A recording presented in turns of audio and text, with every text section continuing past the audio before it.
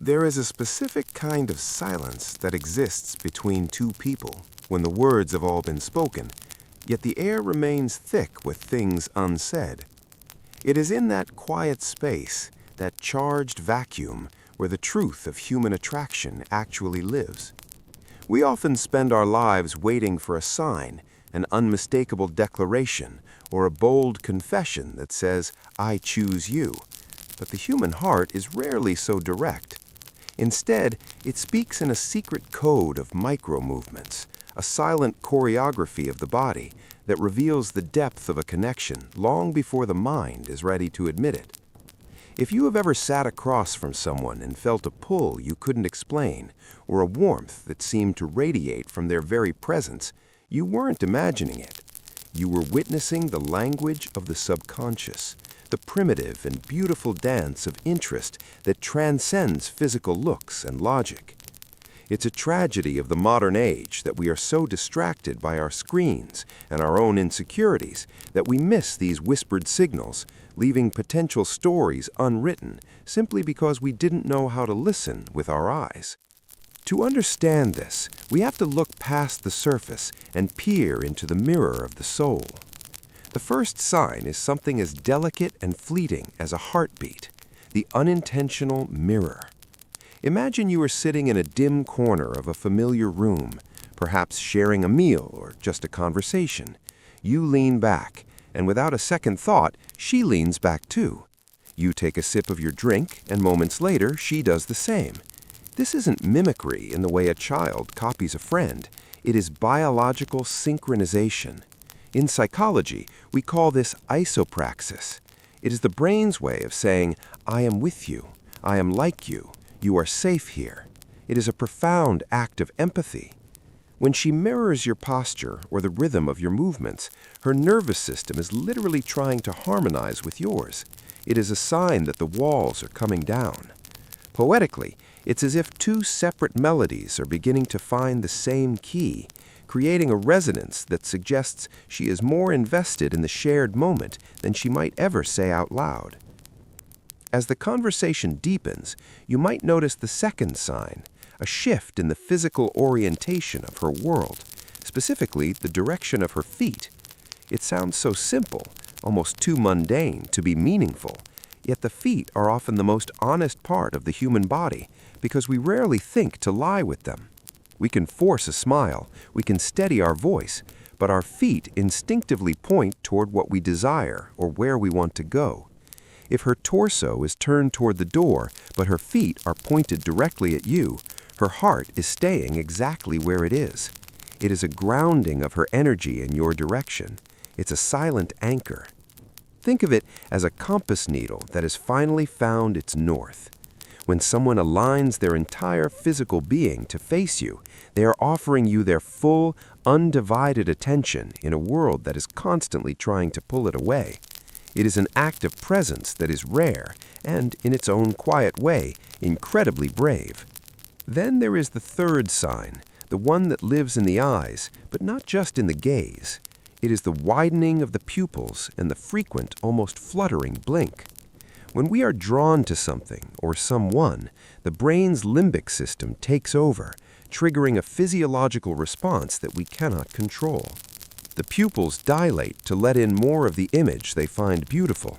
They are quite literally trying to drink you in. It's a visual thirst.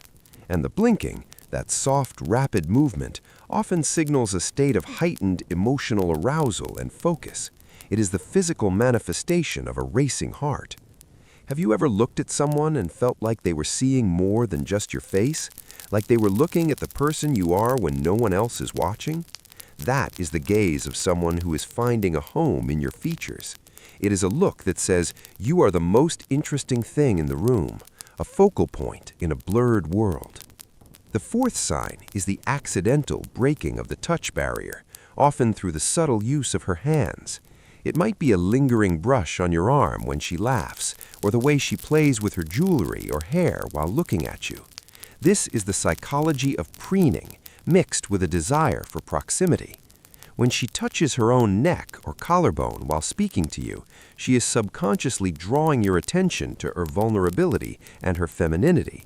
But more than that, she is testing the space between you. Every small, seemingly insignificant touch is a question asked in silence. Can I be closer? Will you move away, or will you stay? It is a fragile exploration of intimacy. In these moments, her hands are the narrators of her curiosity. They are reaching out to bridge the gap that words haven't dared to cross. Relatable examples are everywhere. The way she might move a glass out of the way to create a clear path between your hands, or how she leans in just a little too far to hear a joke she's already understood. These aren't accidents, they are invitations. Finally, the fifth and perhaps most poignant sign is the display of the ventral side, the front of her body. In the wild, animals protect their soft underbellies because that is where they are most vulnerable. Humans are no different. When we are uncomfortable or disinterested, we cross our arms, we hold a bag in front of our chests, we create physical blockades. But when she is truly interested, she opens up. She uncrosses her arms, she leans in, she exposes her neck and chest to you.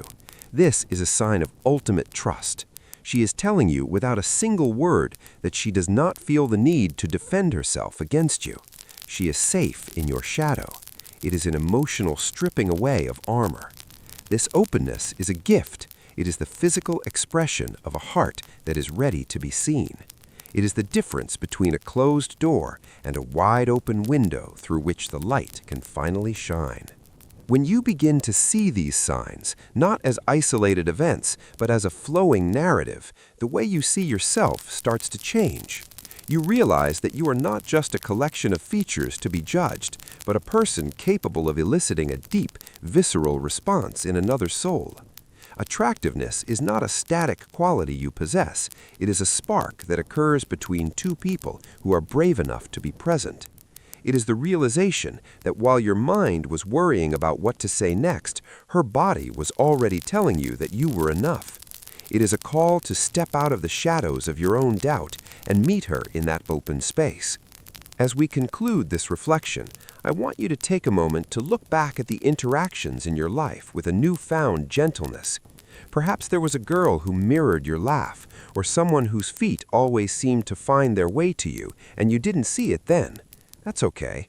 The beauty of human behavior is a language we are always learning. You are more noticed than you realize, more appreciated than you feel, and more interesting than your insecurities allow you to believe. The signs are always there, whispered in the tilt of a head or the lingering of a gaze. They are the breadcrumbs leading us toward connection in a world that often feels lonely. So the next time you find yourself in that quiet silence between words, don't look for a grand gesture. Look at the feet, watch the eyes, and notice the rhythm of the breath. Feel the warmth of the mirror. The heart is always speaking. You just have to be still enough to hear it.